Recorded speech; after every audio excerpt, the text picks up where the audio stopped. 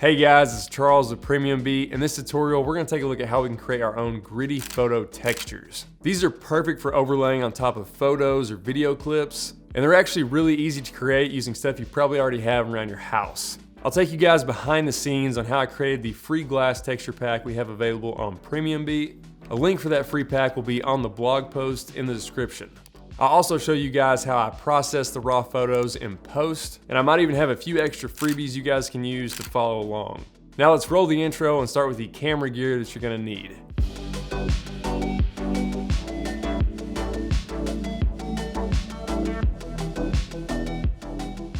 Now, disclaimer right off the bat, you can probably use any camera gear that you have to create textures like this, even a cell phone. But I'm gonna base my recommendations off of the camera gear that I use and a few other cost-saving alternatives.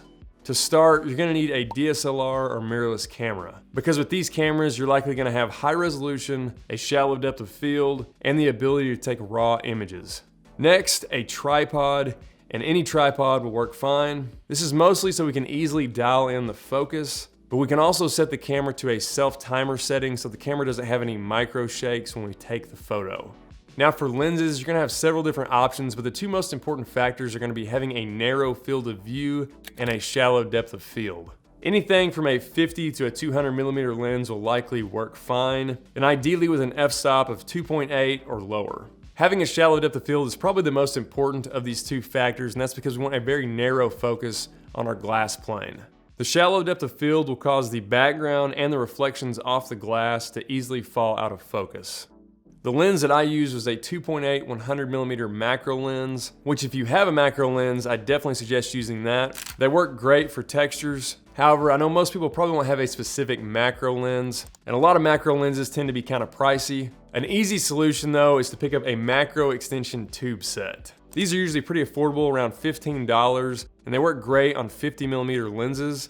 And because 50mm lenses usually have an f-stop around 1.8 or better, this is gonna give you some nice shallow depth of field. I tried out the 7mm tube extension with my 50mm lens for these images. The images are definitely a bit soft around the edges, but I actually think this effect can look really cool when you're using these as overlays. Now, where to take the images? Well, by far the easiest thing you can do is just take images of windows and glass that are already around your house or around wherever you live. At my house, I have some old single pane kitchen windows, and those ended up working out really well.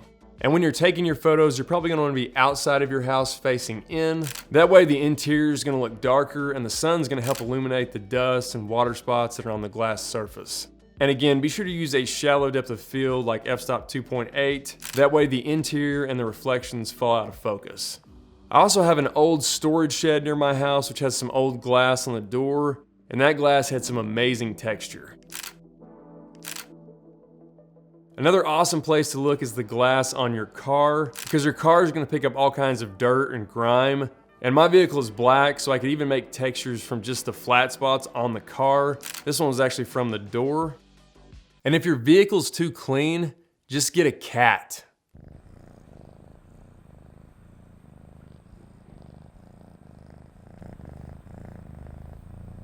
Now, if you want to make your own custom textures in your studio or garage, one of the easiest solutions is just to pick up a big picture frame. So you usually have glass or acrylic, and you can just remove the backing, so then you're just left with the glass on the frame. And what's nice about a picture frame is that it makes it really easy to mount it to a stand, because you can just clamp onto the frame. Now here's some other gear that can be super helpful.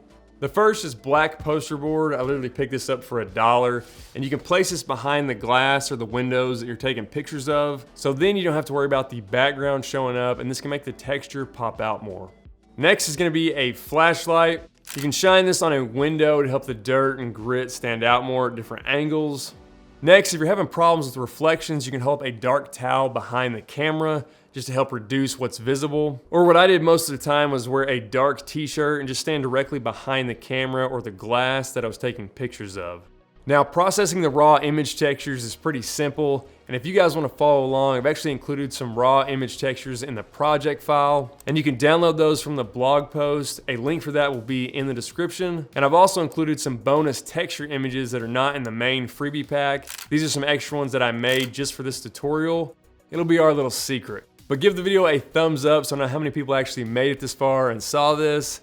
And now let's jump over to Adobe Camera Raw.